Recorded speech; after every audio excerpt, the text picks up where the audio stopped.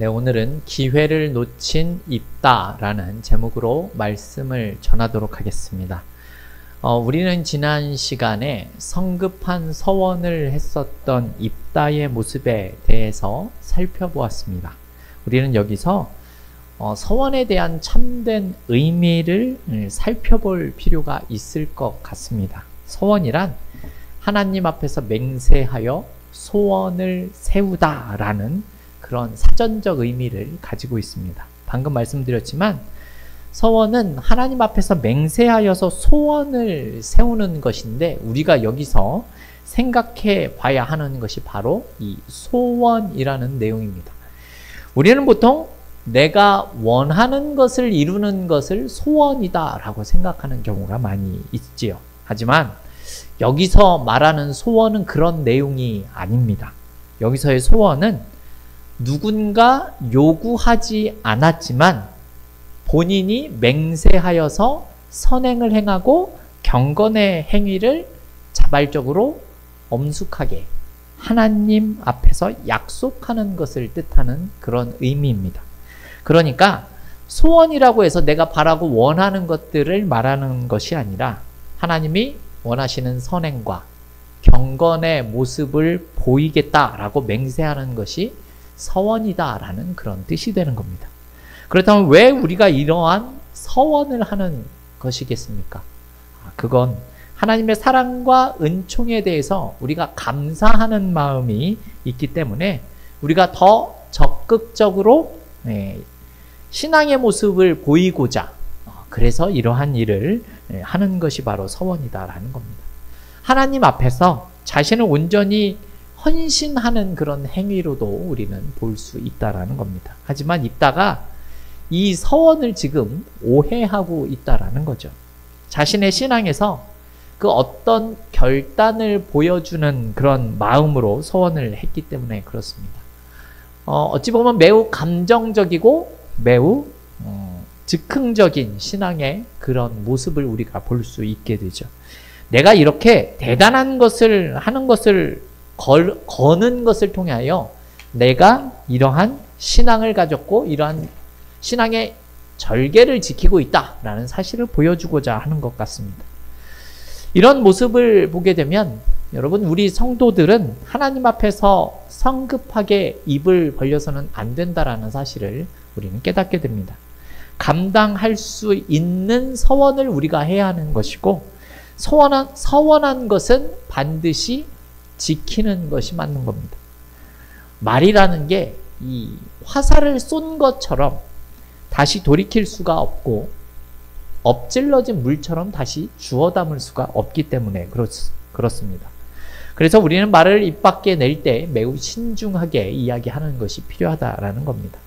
더욱이 높으신 하나님 앞에 우리가 말을 할 때에는요, 더더욱 조심해야 하는 것이죠. 감정의 기복을 따라서, 즉흥적인 그런 감정에 따라 성급히 말할 것이 아니라 진실한 마음과 자기의 삶을 서원의 내용대로 살고자 하는 진지한 자세가 필요하다라는 겁니다. 예수님께서도 그래서 이 맹세의 위험성에 대해서 이야기하는 내용이 마태복음 5장에 나오죠. 마태복음 5장을 보면 어떤 내용이 나오냐면요, 절대로 너희는 맹세하지 말아라 라는 내용이 나옵니다. 이유가 무엇입니까? 우리는 그 맹세를 절대로 다 지킬 수가 없기 때문이다 라는 겁니다. 그 당시에 아마 이렇게 맹세를 했던 것 같습니다. 내가 땅을 걸고 하늘을 맹세해서 내가 이 예루살렘을 걸고 맹세를 하겠다, 이런 내용을 이야기했었던 것 같습니다. 그런데 그렇게 하지 말라라고 합니다. 이 마태복음 5장을 보면 네가 할 수 있는 일이라면 그냥 예라고 대답을 하고, 하지 못하겠다라고 하면 아니요라고 그냥 말하라 라고 이야기를 합니다. 왜냐하면 말로써 한 맹세를 그대로 행할 수 있는 모습이 우리에게는 부족하기 때문에 그렇습니다. 그리고 한 가지 더 주의해야 할 것은, 지난주에도 제가 말씀을 드렸지만 서원이 하나님에 대한 조건이 되어서는 안 된다라는 겁니다. 여러분, 조건을 걸고 하나님을 믿어서는 안 되는 겁니다. 진실한 서원이라는 것은 감사에 대한 행위로 나타나는 것이지 하나님의 응답을 듣기 위해서 강제로 조건을 걸어서는 안 된다라는 내용입니다. 예를 들어서 말씀을 드리자면 우리 찬영이 같은 고3 친구들은 이렇게 하나님 앞에 기도할 수 있습니다. 무슨 내용인가 하면 하나님 제가 원하는 좋은 대학교에 합격만 해주신다면 제가 하나님 앞에 더 열심히 살겠습니다 라고 하는 그런 모습이 있을 수 있습니다. 혹은 보통 우리들이 하나님 앞에 하는 말이 하나님 제가 원하는 이번 일만 잘 되게 해주시면 제가 정말 열심히 신앙생활 하겠습니다 라고 할 때가 있는 것이 사실이다라는 거죠. 하지만 여러분 이것이 우리의 그런 원하는 것을 이루기 위한 하나님과의 거래나 조건이 되어서는 안 된다라는 말씀을 드리는 겁니다. 사실 우리가 맹세를 해서도 안 되고 조건적인 이런 서원을 해서도 안 되지만 여러분 우리가 믿음으로 행하는 모습은 우리에게 필요하다라는 사실을 잘 알 필요가 있습니다. 여러분 다니엘의 세 친구가 풀무불에 들어간 사건을 혹시 기억하십니까? 네, 풀무불에 들어가게 되죠. 근데 어떤 모습을 보여줍니까? 하나님 이 풀무불에서 우리가 한 번만 살려주시면 제가 하나님 원하는 대로 다 살겠습니다 라고 그들이 얘기를 했던가요? 그렇지 않죠? 그들은 이렇게 얘기합니다. 그리 아니하실지라도 라고 이야기를 합니다. 그리 아니하실지라도 라는 뜻은 무엇이냐면 그 풀무불에서 우리를 구원하지 않으시더라도 우리는 하나님을 사랑하겠습니다 라는 의미를 가진 내용이다라는 겁니다. 여러분 이것이 하나님에 대한 진정한 믿음을 가진 자의 모습이다라는 겁니다. 여러분 우리가 살펴보고 있는 이 입다에게도 이런 모습이 이런 고백이 있었다면 얼마나 좋았을까요? 사실 이런 고백을 입다는 할 수도 있었습니다. 왜냐하면 하나님의 영이 그에게 이미 임했기 때문에 그렇습니다. 하나님의 영이 임해서 전쟁에 이길 수 있었지만 그 이길 것 같다라는 확신이 아직 들지 않았었던 것 같습니다. 그래서 조건적인 서원의 모습을 보이는 본인은 믿음이라고 착각을 하고 있다라는 거죠. 참으로 안타까운 일입니다. 하나님의 그 은혜를 믿지 못하고 그것을 기다리지 못하고 엉뚱하게 서원을 하는 모습으로 나타나고 있다라는 거죠. 오늘 입다의 서원이 그런 경우이죠. 입다의 서원은 불신앙의 표현입니다.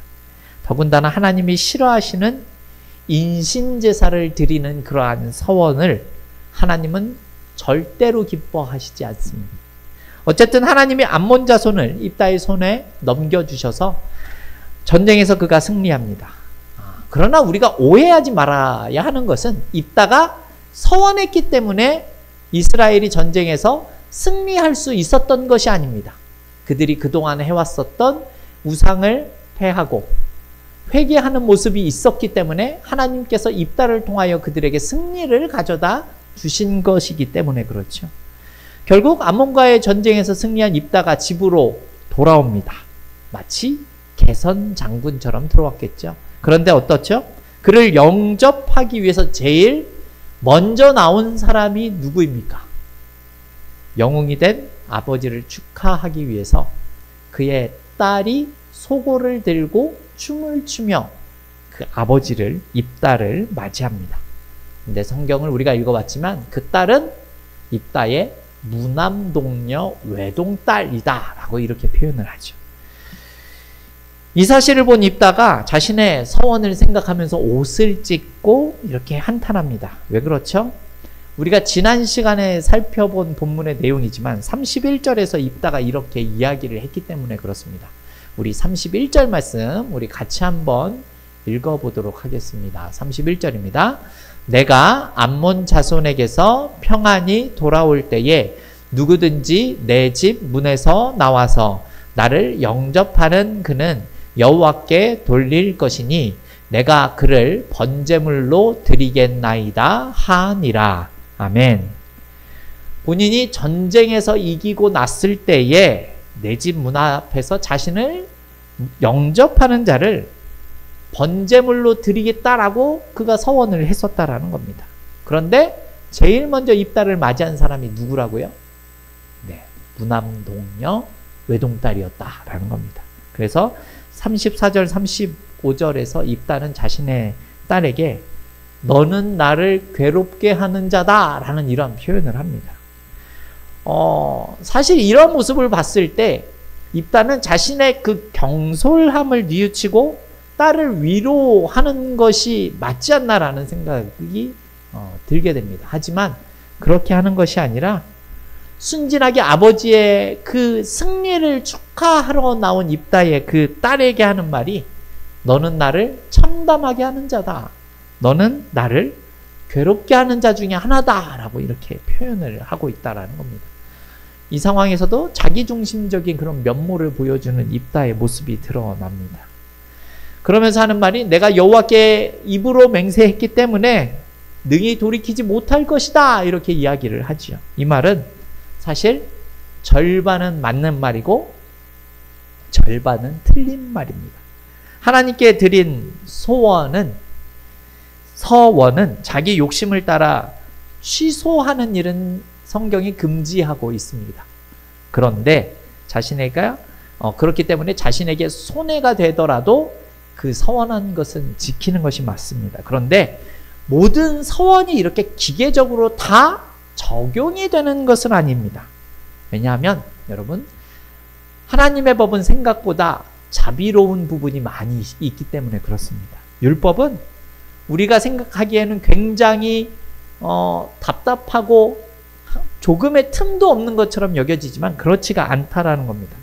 서원에 대한 율법을 보게 되면요, 여러분 사람들이 그릇된 서원으로 피해를 받지 않도록 하기 위해서 안전장치를 두고 있기 때문에 그렇다는 겁니다. 일반적으로 하나님에 대한 서원이라는 것은 자신에게 손해가 되더라도 그 서원한 것을 무조건 지키도록 가르치고 있는 것이 일반적인 경우가 맞습니다.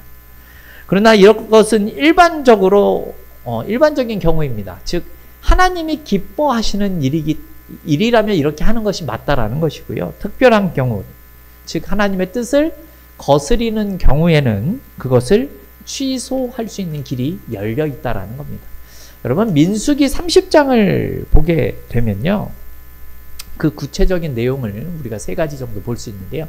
첫 번째는 이런 경우가 있습니다. 자녀들이 서원한 것을 부모가 인정하지 않는 경우가 있다라는 겁니다. 이 내용에서도 분명히 전제하고 있는 건 무엇인가 하면 일단 서원을 깨트리지 말고 이행하는 것이 맞다라는 내용이 먼저 나옵니다. 그리고 그 이후에 아버지가 보았을 때에 어린 시절에 그 서원에 대한 그 어떠한 그 깊이나 내용을 제대로 알지 못하고 지킬 수 없는 내용을 서원했다라고 생각이 든다면 아버지가 그것을 취소할 수 있다라고 이렇게 이야기를 하고 있다는 겁니다. 두 번째는요, 자녀 때에 서원을 했지만 결혼 후에 남편이 동의하지 않는 경우가 있다는 겁니다. 처녀 때에 서원했다라는 것도 여러분 잘 생각해 보십시오. 어린 나이에 서원을 한 경우를 의미하는 겁니다.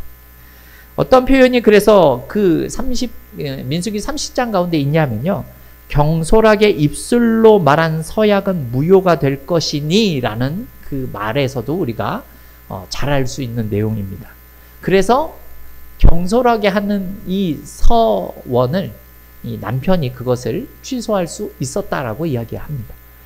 세 번째는 주부가 서원했으나 남편이 동의하지 않는 경우가 있었다라고 합니다. 이 내용은요, 이 남편의 허락이나 상의가 없이 이 일방적으로 아내가 한 이 서원에 대한 내용을 이야기하는 겁니다. 남편이 알고도 그 서원의 내용을 알고도 가만히 있으면 그 서원은 꼭 지켜야 하는 것입니다. 하지만 남편이 인정하지 않으면 그 서원은 무효가 된다라는 겁니다. 여러분 그렇다면 아니 서원은 꼭 지켜야 하는데 이렇게 취소할 수 있는 길을 열어놓는다면 그 서원을 지킬 수 있는 사람이 그렇게 많지는 않을 거 아닙니까? 이런 생각을 들 수도 있을 것 같습니다. 왜 하나님께서 여러분 그렇다면 이 서원을 취소할 수 있는 방편을 만들어 두었겠습니까? 여러분 이것도 다 이유가 있는 겁니다. 내용을 보시면 아버지가 취소할 수 있고 남편이 그것을 취소할 수 있다라는 내용이 나오죠. 이유가 무엇인가 하면 무분별한 서원으로 인해서 이 이스라엘 백성들의 가정의 평화가 깨지는 것을 원치 않는 차원에서 이와 같은 길을 열어놓으셨다라는 겁니다. 자, 그렇다면 서원의 취소는 꼭 여자들에게만 해당이 되는가? 이 민수기 30장을 보면 여자들에게만 해당되는 것처럼 나오지만 잘 읽어보시면 자녀들이란 말도 나오고요. 꼭 여인들만 이야기하는 것은 아닙니다. 남자들에게도 해당이 되지요. 잘 보시면 아버지와 남편은 사실 하나님께서 세우신 가정의 권위자이죠. 그래서 남자도 아버지도 이 당시에 권위를 가진 지도자들과 상의를 하면 그 서원에 대해서 취소를 할 수 있었다라는 겁니다. 사실 이런 내용이 레위기 27장에 나옵니다. 27장에 가보면 서원의 취소에 대해서 여러 가지 경우가 나오는데요. 사람에 대한 취소가 있고 짐승에 대한 취소가 있고 물건에 대한 취소가 있습니다. 그런데 그런 것을 취소할 때 일정한 금액이 정해져 있다라는 사실을 우리가 거기서 발견할 수 있는 겁니다.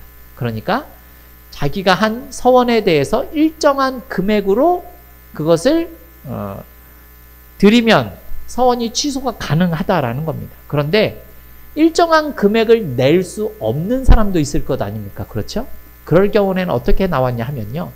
제사장과 상의를 해서 낼 수 있는 범위 안에서 상의하여 내라라고 이렇게 이야기를 하고 있다라는 겁니다. 즉 여자도 남자도 서원이 취소가 가능하다라는 겁니다.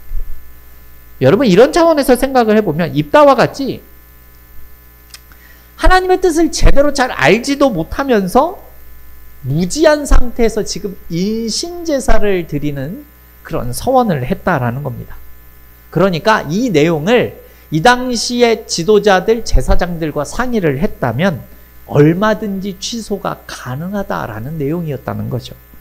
그것을 취소했다라고 해서 하나님께서 절대 진노하지 않는다라는 겁니다. 오히려 자신의 딸을 제물로 드리는 상황이 되었기 때문에 하나님이 취소하기를 원하셨을 것이다라고 저는 생각을 합니다. 이렇듯 하나님의 뜻과 어긋난 서원은 여러분 취소할 수 있었습니다. 그런데 입다는 어찌하여서 자신의 딸을 제사로 드렸을까요? 우리는 이 사실을 두 가지 정도로 생각을 해볼 수 있습니다. 하나는요, 잘못된 서원이지만 무조건 그것을 지켜야 한다라는 강박이 있었을 수 있다는 겁니다. 그가 하나님께 전쟁을 하기 위해 기도해야 한다라는 사실은 그런 모습을 그가 보여주고 알고는 있었지만 사실 이런 일에 대해서 다른 사람들과 상의하거나 이야기를 나눈 것은 보이지 못하고 있는 점을 우리는 조금 이해할 수가 없다라는 거죠. 또 하나는요, 이것을 취소하게 되면 여러분 어떻습니까? 자신의 그 권위가 훼손이 될 수도 있기 때문에 이와 같은 행동을 하지 않았나라는 생각이 있습니다. 그래서 적극적으로 이 일을 해결하기 위해서 지혜자들을 찾지 않았던 거죠. 그렇다면 여러분 이스라엘 중에 입다의 이러한 잘못을 바로 잡아줄 만한 사람이 없었을까요? 여러분 유대인들의 그런 역사와 생활상을 기록한 미드라쉬라는 문서가 있습니다. 이 문헌을 잘 살펴보면요, 이 당시에 제사장들이 입다의 이 잘못을 알고 있었다라는 기록이 있답니다. 그러니까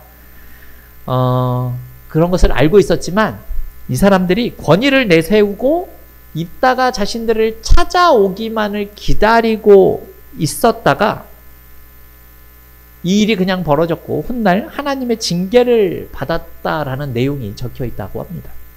결국 이런 이유로 인해서 잘못된 이 부분을 바로잡을 수 있는 기회를 놓치게 되었다라는 것이죠. 아버지 입다가 이런 엄청난 서원을 했다는 사실과 서원의 대상이 바로 자신임을 알게 된 입다의 딸의 반응은 어떻습니까? 우리 오늘 본문 36절 말씀인데요. 우리 같이 한번 36절 읽어보도록 하겠습니다. 딸이 그에게 이르되 나의 아버지여, 아버지께서 여호와를 향하여 입을 여셨으니 아버지의 입에서 낸 말씀대로 내게 행하소서. 이는 여호와께서 아버지를 위하여 아버지의 대적 암몬 자손에게 원수를 갚으셨음이니이다 하니라. 아멘. 이 내용을 우리가 읽어보게 되면 입다의 딸의 신앙도 참 대단하다라는 생각이 들게 됩니다. 나의 아버지여, 아버지께서 여호와를 향하여 입을 여셨으니 그 말씀대로 행하십시오라고 이야기를 합니다. 한 번만 좀 살려주세요. 다른 방법을 좀 찾아보세요. 왜 허락도 없이 이러한 일들을 벌이는 겁니까? 이렇게 반응을 한 게 아니라 오히려 고지식하게 너무나, 그죠? 이 일을 지키는 것이 맞는 겁니다라고 이야기를 하는 안타까운 상황입니다. 이 입다의 딸에게도 하나님에 대한 지식이 없었고 입 밖에 낸 서원은 어떠한 경우에도 취소될 수 없다라고 생각을 하고 있었기 때문입니다. 안타까운 일이죠. 그럼에도 여러분, 이 입다의 딸이 우리에게 울림을 주는 것은 무엇입니까? 아버지를 원망하는 내용이 없었다라는 겁니다. 자신의 운명을 오히려 능동적이고 적극적인 자세로 그냥 받아들이는 순종의 모습을 보이고 있다라는 사실이 우리에게 큰 울림을 주는 것 같습니다. 이런 면에서 그의 딸도 참 대단한 믿음의 소유자라고 할 수 있습니다. 다만 그녀가 아버지에게 2달 동안 자신의 친구들과 산에 올라가서 자신이 처녀로 죽게 되었다라는 사실에 대해서 애곡할 수 있는 시간을 달라라고 요청하는 내용이 37절과 38절에 나옵니다. 그리고 40절을 보게 되면 입다가 딸을 위하여서 나흘씩 애곡하는 일이 전통처럼 자리 잡았다라고 이렇게 표현을 하고 있습니다. 더세움교회 성도 여러분, 오늘 본문은 우리에게 참으로 많은 생각을 하게끔 만드는 것 같습니다. 하나님의 말씀에 대해서 잘 알지 못하는 모습이 얼마나 불신앙적이고 또 얼마나 큰 비극을 가져다 주는지를 우리는 목격을 하기 때문에 그렇죠. 이런 결과만을 보면 어떤 사람들은 참 하나님은 좋지 않은 신이다라고 오해를 할 수 있게 만들 수도 있을 것 같습니다. 성도 여러분, 오늘 본문은 우리가 하나님의 뜻을 아는 것이 얼마나 중요한지를 그래서 말씀해주고 있다는 거죠. 호세아 선지자는 이렇게 우리에게 이야기를 하고 있습니다. 호세아 6장 6절 말씀 우리 같이 한번 읽어보겠습니다. 6장 6절입니다. 나는 인애를 원하고 제사를 원하지 아니하며 번제보다 하나님을 아는 것을 원하노라. 아멘. 여러분, 무슨 뜻인 것 같으십니까? 하나님의 뜻이나 그 의도를 제대로 분별하지 못하고 그냥 형식적으로 하라고 하니까 그런 종교적인 열심만 내는 그런 것들을 하나님이 기뻐하시지 않는다라고 이야기를 하는 거예요. 그런 제사를 드리는 것보다 하나님에 대해서 더 아는 것을 하나님이 원하고 계신다라고 지금 말씀합니다. 그러니까 묻지도 따지지도 말고 그냥 하라는 대로 시키는 대로 열심히 해라 라는 것은 여러분, 순간 좋은 믿음처럼 보이지만 진짜 믿음은 아닐 수도 있다라는 거죠. 성경은 그렇게 이야기를 하지 않습니다. 오히려 힘써 하나님을 알라라고 이렇게 말씀하고 있습니다. 먼저 여러분, 우리는 하나님의 뜻을 분별할 줄 알아야 합니다. 분별하기 위해서 하나님께 뜻을 구하는 기도의 모습을 보일 줄 알아야 하는 겁니다. 그것이 하나님의 뜻이 아닌지를 말씀과 기도로 우리는 열심히 묵상할 필요가 있습니다. 그래도 잘 모르는 것 같으면 주변에 있는 사람들과 상담을 하거나 지도자들과 이야기를 나누는 것이 그래서 필요하다라는 것이죠. 만일 입다가 하나님의 뜻을 제대로 알았다면 처음부터 이런 서원을 하지 않았을 겁니다. 자신의 딸이 죽는 것을 방치하지도 않았을 겁니다. 그리고 늦게라도 깨달았다면 회개하고 돌이켜야 할 것입니다. 혹시 자신의 고집이나 체면 때문에 알고도 이러한 일들을 끝까지 했다면 입다의 교만적인 모습이고 불신앙의 모습이다라고 우리는 말씀드릴 수 있다는 겁니다. 저와 여러분은요, 이렇듯 하나님의 뜻을 알기 위해서, 분별하기 위해서 우리는 조금 더 말씀을 가까이 하는 것이 필요하고, 혹시 우리가 무지하여서 실수하는 일이 있다라고 하더라도 그때라도 우리는 하나님 앞에 나와 회개하여 우리의 모습을 바꾸는 모습이 필요하다라는 겁니다. 바라기는 하나님의 기쁘신 뜻대로만 순종하여 사는 것을 통하여서 어디서든지 하나님의 영광만을 드러내는 성숙한 하나님의 사람들이 다 될 수 있기를 주님의 이름으로 축원합니다.